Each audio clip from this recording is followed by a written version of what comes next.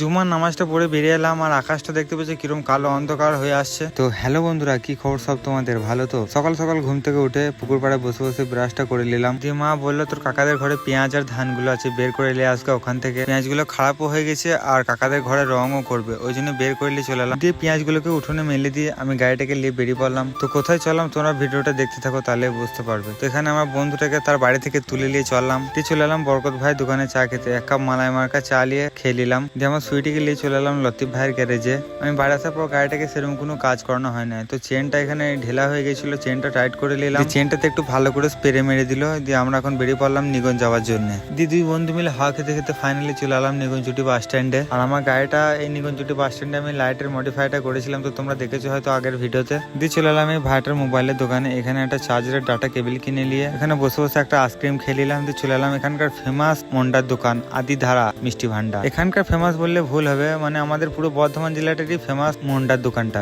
দিয়ে মন্ডাটা কিনে নিয়ে চললাম এখন বাড়ির দিকে। দিয়ে বাড়ি এসে গা হাতটা ধুয়ে চলে এলাম জুম্মার নামাজ পড়ার জন্য মসজিদে। নামাজটা আদায় করে মসজিদ থেকে বেরিয়ে চলে এলাম। যে রাস্তায় এসে দেখছি পশ্চিম আকাশটা কালো মেঘে ছেয়ে গেছে। বাড়ি এসে একবার বাইরে পুকুর পাড়ে এলাম, তো এত হাওয়া মাছে দাঁড়িয়ে থাকতে পারা গেছে না। আর এদিকে আমার স্বাস্থ্য ভাই বোনরা কি করছে দেখো, এত হাওয়া মাছ আর এরা আম কুড়াবার জন্য দূরে দূরে বেড়াইছে। দেখো এত হাওয়া মেরেছে, আমাদের এই নতুন মড়াইয়ের এক কোণের খড়গুলো শুধু উড়িয়ে ফেলে দিয়েছে। আর এদিকে আমার ছোট ভাই মড়াইয়ের ভিতরে খড়গুলো ভরছে আর আমি এদিকে ওকে ধরে ধরে দিচ্ছি খড়গুলো। আর এদিকে পানিও পড়তে লেগেছে, ভিজে ভিজে খড়গুলো দিলাম। দিয়ে আমি ঘরে চলে এলাম আর কিরকম পানি পড়ছে দেখো খালি। তারপর আমি ঘুমিয়ে পড়েছিলাম। বিকেল বেলা হলো, ঘুম থেকে উঠে একবার পুকুর পাড়ে এলাম, দেখছি কিরকম পানি হয়েছে। ভালোই পানি হয়েছে দেখছি। দিয়ে খাওয়া দাওয়াটা করে জামা প্যান্টটা পরে বাইরে বেরিয়ে চলে এলাম। আর রাস্তার অবস্থা তো দেখছি খুবই খারাপ, জুতো পরে হেঁটে হেঁটে যাওয়া গেছে না। কোনো রকম আমাদের রাস্তা ধারে এসে পৌঁছালাম। আর এদিকে দেখছো আমাদের পাড়ার ছেলেগুলো কিরকম আড্ডায় বসেছে। আর আকাশটা এখনো মেঘলা হয়েছে আর আমি এখনো দাঁড়িয়ে আছি পাড়াতে। রাস্তা দিয়ে একটু হাঁটতে বেরোলাম আর রাস্তাগুলো কি অবস্থা দেখো, জুতোগুলো একবারে চ্যাটাং প্যাটাং করছে কাদাতে। দিয়ে আমরা এখন হাঁটতে হাঁটতে চলে এলাম আমাদের গ্রামের শেষ মাথায় ওয়াসিম ভাইয়ের দোকানের এখানে। দিয়ে বন্ধুর সাথে গল্প করতে করতে এক কাপ চা খেতে খেতে আজকের এই মিনি ব্লগটা এখানে শেষ করলাম বন্ধুরা। তো চলো দেখা হচ্ছে পরবর্তী ভিডিওতে।